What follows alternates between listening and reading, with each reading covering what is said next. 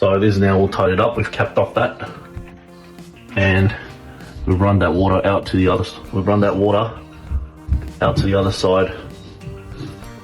That's been capped off now. That water's going to go out through the other side and divert it out. So this is the pipework just going in through here.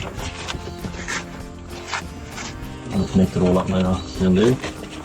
So we've dumped some concrete in there just to replace. Just filling up this pit with concrete. Keep going. So pretty much all done here, as you can see. So we've got the gully, sewer IO. It's running into the pool section. It's all ready to go, ready for our paving team to come in, concrete it, and put the pavers back on.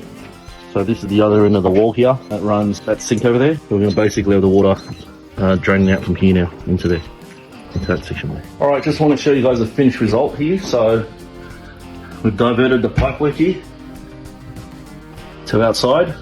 I'm just out here. You can see that coming from the wall there. They're coming out from there into there. We've got the sewer access point here, which we've raised here for the client. Just got a gully here, the section here, and we're just going to finish off that pipe there and run it over top of that gully.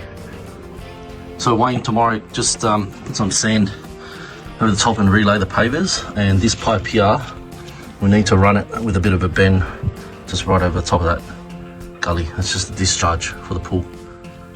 So might just need to go to Reese and get some fittings, but Blake will be able to do all the measurements. Not bad. It's good. Yeah, good.